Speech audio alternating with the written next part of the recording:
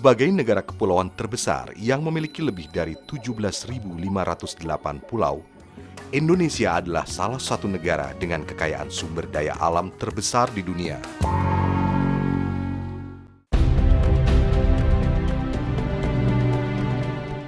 Dengan kekayaan sumber daya alam tersebut, negara ini terdepan di dunia dalam hal produksi di sektor energi, kehutanan, dan mineral. Indonesia nomor 1 untuk produksi nikel, nomor 2 untuk produksi timah, dan nomor 4 untuk produksi boksit. Cadangan emas Indonesia tergolong terbesar ke-6 di dunia. Itu tembaga, terus itu besi untuk baja, tadi boksit, terus untuk aluminium, terus ada manghan, maka pasir besi itu tadi untuk bahan baja gitu. Ini harus kita dorong ini untuk pertumbuhan ekonomi. Sayangnya, kekayaan sumber daya alam ini tidak mendatangkan kesejahteraan untuk 240 juta penduduk Indonesia.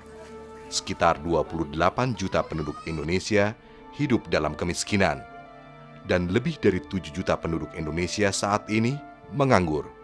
Saya kira itu sangat jelas bahwa kita telah gagal memanfaatkan sumber daya mineral yang kita miliki. Karena selama ini yang terjadi adalah kita hanya mengekspor mineral mentah. Yang orang katakan kita hanya mengekspor tanah air.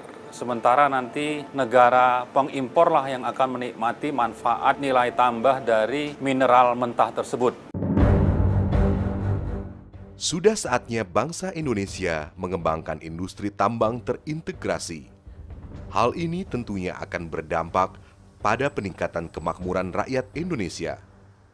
Hal ini tentu sesuai dengan mandat Undang-Undang Dasar 1945 Pasal 33. Nah itu menjadi dasar untuk setiap produk undang-undang yang ada. Proses dari Undang-Undang Nomor 4 Tahun 2009 ini itu sudah dimulai 8 tahun sebelumnya. Di situ berbagai dinamika, suatu proses, maka muncullah Undang-Undang 4 merupakan kesepakatan nasional.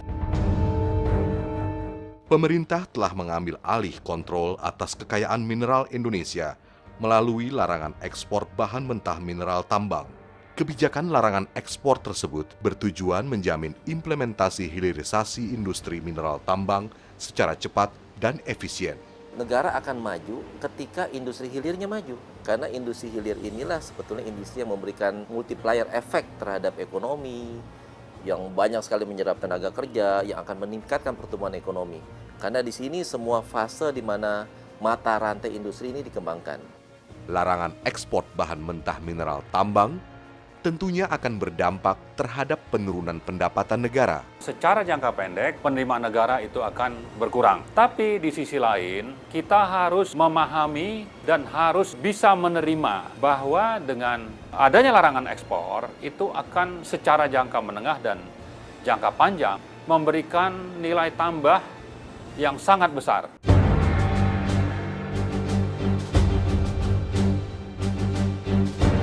Selama ini, pro kontra terhadap larangan ekspor mineral mentah kerap muncul di media massa. Kalau kontra itu jelas, terutama dari tadi asing ya, Freeport, Newmont, dan kontraktor lain.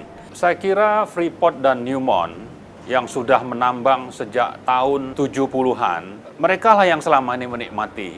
Bahwa ada kontra itu sudah pasti, tapi bahwa negara harus bersikap dan konsisten membela kepentingan negara, kepentingan rakyat untuk meraih nilai tambah, itu adalah hal lain yang harus tetap kita upayakan supaya terwujud.